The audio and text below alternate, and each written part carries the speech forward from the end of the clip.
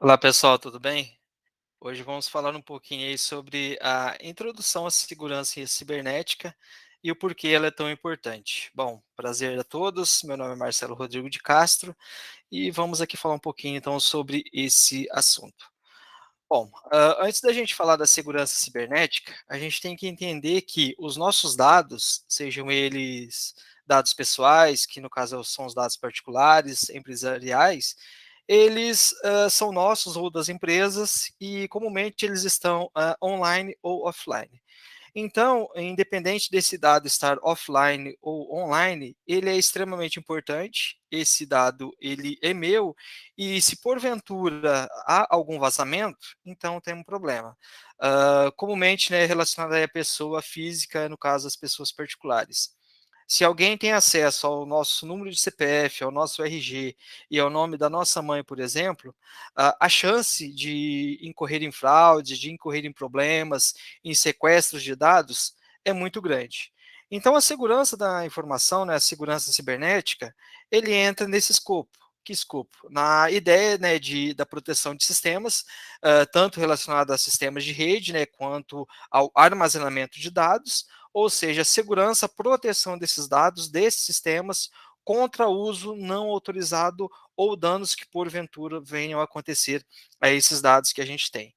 E mais uma vez, quando a gente fala em dado, é tudo aquilo que correlaciona a gente, enquanto pessoas, ou correlacionado a empresas ou a instituições, aquilo, né, que tem valor, né, seja a nível de informação, seja a nível de dado sigiloso. E relacionado a esses dados, quando a gente se fala de segurança da informação, a segurança da informação, então, ela preconiza por três siglas. Em alguns autores citam uma quarta sigla, mas comumente a gente trabalha com essas três siglas. Quais são? A confidencialidade, a integridade e a disponibilidade desses dados.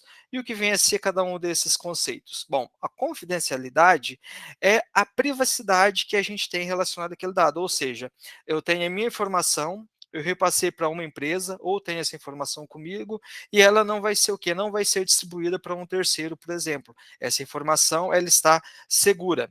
E a integridade diz respeito a eu tenho essa informação e essa informação ela não vai ser violada, ou seja, ela não vai ser alterada em algum momento. Relembrando no exemplo que falamos, sobre eu, pessoa particular, tenho meu CPF, meu RG e o nome da minha mãe, por exemplo. A integridade, então, vai permitir que os meus dados armazenados em algum local, eles não incorrerão em possíveis erros. E a disponibilidade, especificamente falando de sistemas, né, online, é que aquele dado estará disponível, estará acessível em algum momento.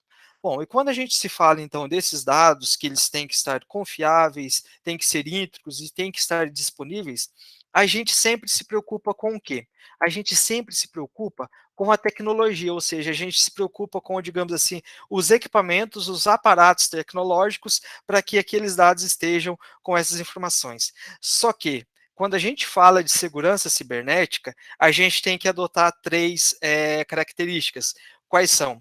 As tecnologias, que de fato, né, manter os nossos sistemas atualizados, os nossos sistemas com, falando aí de servidores, né, com firewalls, com serviços anti-spam, com antivírus e tudo e demais detalhes tecnológicos. Só que muitas das vezes a gente esquece de outros dois detalhes, né, que é como se a gente fizesse uma pirâmide, que é a política e as pessoas. Aí você fala, poxa, mas políticas? Sim, as políticas e práticas que a gente tem dentro da nossa instituição ou dentro daquela aplicação que a gente criar.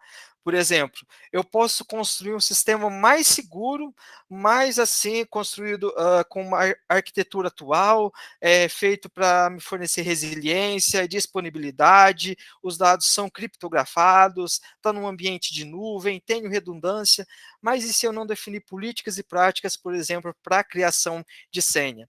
E aí a pessoa vai lá, cria uma senha qualquer, hã, uma senha simples de ser quebrada, e aí eu tenho um problema. Então não adiantou eu ter uma boa tecnologia, se eu não tenho políticas e práticas. E além de tecnologias e boas práticas, quem vai fazer o uso tanto da tecnologia quanto dessas políticas e boas práticas são pessoas. Então, as pessoas que vão utilizar, sejam elas desenvolvedores, sejam elas utilizadores, elas têm que ter ciência do que está acontecendo e dos possíveis problemas. Então, a segurança cibernética, ela cuida de tudo isso. Então, a gente tem essa pirâmide, porque não adianta nada eu investir em pessoas com talvez práticas indevidas, com tecnologias fracas, e não adianta nada também eu investir em tecnologias de ponta se não houver práticas, políticas de segurança e eu treinar bem as pessoas, sejam elas colaboradores ou utilizadoras dos meus equipamentos. E por que tudo isso? Porque quando há um impacto, né, quando há uma violação de segurança, a gente tem um problema, porque a violação de segurança dos nossos dados, das nossas aplicações, pode acontecer que a reputação da minha empresa ela pode ficar arruinada, porque vamos supor, né, que eu tenho talvez um e-commerce, e aí o que me diferenciaria do outro? Então, se por algum motivo eu tenho algum problema, então com certeza, né, a minha reputação pode ser arruinada. Mas se mesmo eu tendo aquele problema, porque a gente sabe que 100% eximido de problema a gente não vai estar, mas mesmo eu tendo um problema, eu tendo alternativas e conseguindo corrigir rapidamente, a minha reputação ela não é arruinada. Então, nesse caso eu tive um problema, mas corrigi rapidamente. E nesse caso, né, a gente pode incorrer também em problemas de vandalismo, roubo de dados, que talvez é um dos problemas cruciais, né, que hoje talvez a gente venha enfrentando. Por quê? Porque com os nossos dados roubados, se for um dado sigiloso de empresa, pode ser que a empresa tenha um projeto, aquele dado então ele foi perdido ou foi roubado, então teria-se um problema. E claro, né, quando acontece tudo isso, algum problema, há a perda de receita. E também, é claro, né, a propriedade intelectual, ela acaba sendo um pouco afetada em relação a isso. E como a gente demonstra aqui, igual senhas, especificamente, né, a gente vai falar aqui mais um pouquinho sobre senhas. Então, a gente tem algumas alternativas, igual, por exemplo, a gente às vezes não consegue gravar todos os todas as senhas. Então a gente talvez utilizaria um aplicativo para gravar a senha, como por exemplo o LastPass. Só que, e se houver uma falha de segurança nessa aplicação? E se alguém acessar o meu dispositivo que tenha essa aplicação? Então a gente tem que tomar cuidado e nesse caso a gente mitigaria esse problema, o quê? Ativando a autenticação multifatores e também colocando uma senha mestra mais complexa. Além de ter as minhas senhas bem adequadas, colocar uma senha mestra mais complexa ainda e fugindo do padrão que a gente utiliza. Porque esse mundo todo da segurança cibernética, de hacker como um todo, ele movimenta um grande valor, tanto financeiro quanto de problemas. Uh, Esse ano, né, a Cisco fez um levantamento e que em 2017 o principal tipo de problema relacionado à segurança cibernética foi o hacking, ou seja, pessoas invadindo outros sistemas, e que correspondeu a 59,5% de todas as violações, e que em 2021 estima-se que serão gastos 6 trilhões de dólares relacionados aos danos cibernéticos. Então, a importância, né, de manter os sistemas seguros, mas lembrando que sistema seguro quer dizer tecnologia, processos e pessoas bem informadas. E claro, né, que nessa área demanda-se mais e mais profissionais relacionados à segurança. Bom, aqui a gente traz para vocês um exemplo, né, que aconteceu recente aqui no Brasil, datado aqui de 28 de janeiro de 2021, em que 223 milhões de brasileiros, né, tiveram os dados vazados. E, infelizmente, até dados de pessoas que vieram a falecer, porque os dados estão aí e se não há segurança, todos os dados que estão armazenados, eles acabam sendo vazados. E o problema, né, é que até então, não costumava se responsabilizar as pessoas, mas hoje com o surgimento, né, da LGPD, pode ser que empresas e pessoas sejam responsabilizadas. E aí a importância da gente, mais uma vez, ressaltar, ter os nossos dados, manter os nossos equipamentos bem seguros. Por quê? Porque especificamente falando de invasores, a gente sempre tem aquela ideia de que os invasores são hackers, mas não. A gente tem os outsiders, que no caso são os hackers, aí são os criminosos virtuais, os ativistas, os terroristas, aqueles talvez até patrocinados pelo Estado.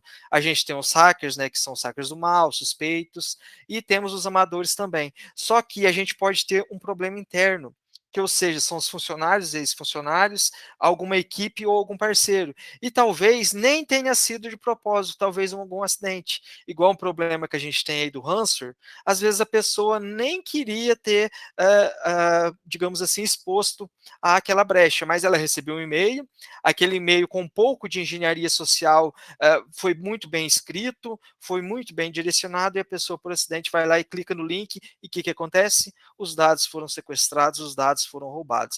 Então a gente tem que se preocupar sempre com todo mundo. E não é que seja uma coisa trabalhosa, é só a gente lembrar mais uma vez da nossa pirâmide. Investimos em tecnologia, treinamos o pessoal que trabalha com esses equipamentos e, é claro, definimos aí políticas e boas práticas relacionadas ao uso. E falando, né, sobre esses ataques que acontecem, a gente tem aqui uma imagem, né, retirada lá do site do Bitdefender, que é um antivírus. Então vocês percebem que antigamente acontecia, até hoje, aliás, né, acontecem as guerras aí armadas, mas hoje a gente tem a guerra cibernética. Então é um país tentando bombardear os outros. Se vocês acessarem esse link, é só fazer uma busca lá por guerra cibernética Bitdefender, vocês vão ver que o Brasil, né, que não aparece aqui nessa imagem, mas o Brasil, ele não é exímio. O Brasil acontece a mesma coisa. Então, esses ataques são espalhados em todo o globo.